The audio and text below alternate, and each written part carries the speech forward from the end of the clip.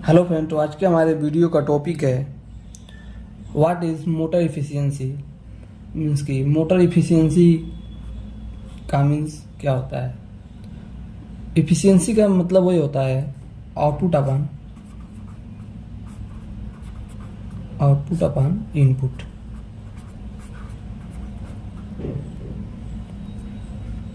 अगर exam point of view से देखा जाए या इंटरव्यू पॉइंट ऑफ व्यू से देखा जाए तो हमें ये बताना चाहिए कि इन दोनों के रेशियो में क्या अंतर है, या इस रेशियो को एक्सप्लेन कैसे कर रहे हैं। आउटपुट पावर अपान इनपुट पावर को एक्चुअल में सिग्निफिकेंस क्या होता है। इंडस्ट्री में ये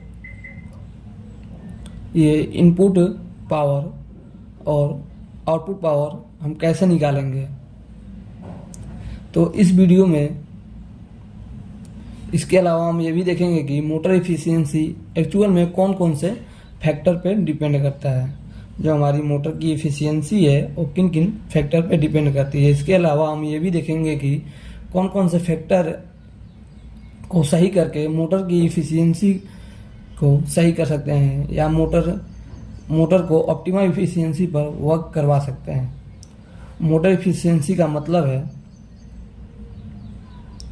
output power upon input power. में इनपुट देते हैं, जब हम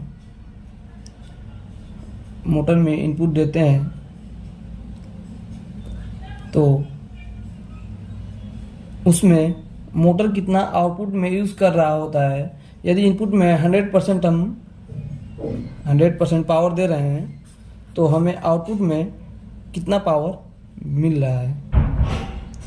तो हमने 100% पावर इनपुट में दे दिया, पर मोटर उसका 30% ही यूज़ कर पा रहा है। मीन्स कि मोटर उसका 30% ही पावर को यूज़ कर पा रहा है, बाकी हमारी जो पावर है और लॉस हो जा रही है। तो जो आपकी मोटर की इफ़िशियंसी होगी वो 30% ही होगी। बात ये नहीं है कि आउटपुट अपॉन इनपुट पावर का रेशियो जो बोलते हैं वो थ्योरेटिकल है या प्रैक्टिकल है। जब हम मोटर इनपुट में पावर जो देते हैं और मोटर अपने वर्किंग के लिए जितना पावर का यूटिलाइजेशन करता है, जो अपने वो रनिंग के लिए जो पावर का यूटिलाइजेशन करता है,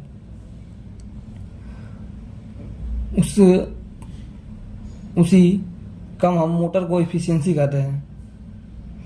उसी को हम मोटर की इफ़िशियंसी कहते हैं। मोटर का जो सिलेक्शन किया जाता है उसे ही मोटर का जो सिलेक्शन किया जाता है उसकी सिलेक्शन के इस तरीके से करना चाहिए कि मोटर 70 से 80%, 70 to 70 to 80%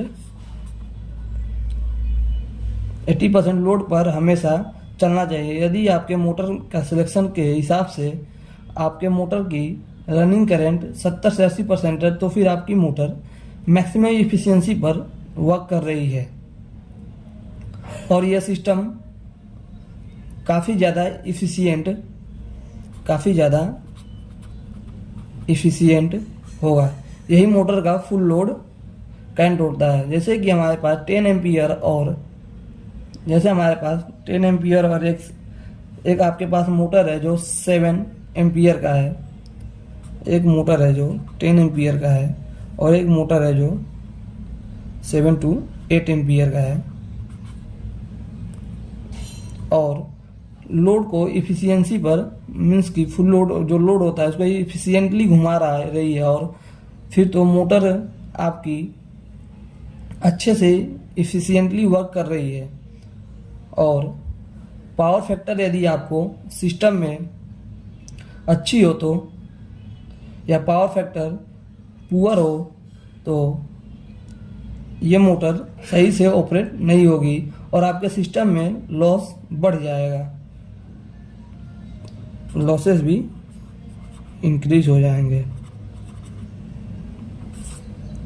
अब अगला पॉइंट आता है कि मोटर में केबल हीट क्यों होता है, या मोटर का केबल हीट हो रहा है तो इसके पीछे का रीज़न क्या है। तो इसके पीछे का रीज़न है पावर फैक्टर, जिससे कि मोटर में लॉस हो रहा है। मोटर में हमारे लॉस हो रहा है। इसलिए industry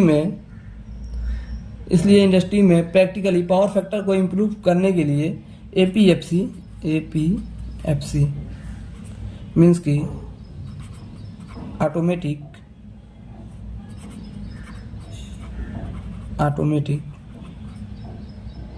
power factor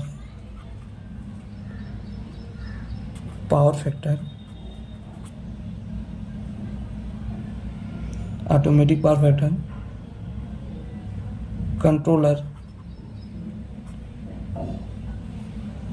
factor controller relay का प्रयोग किया जाता है और एफईएफसी पैनल का यूज करके आप ये भी एश्योर कर सकते हैं कि आपके सिस्टम का जो पावर फैक्टर है वो हमेशा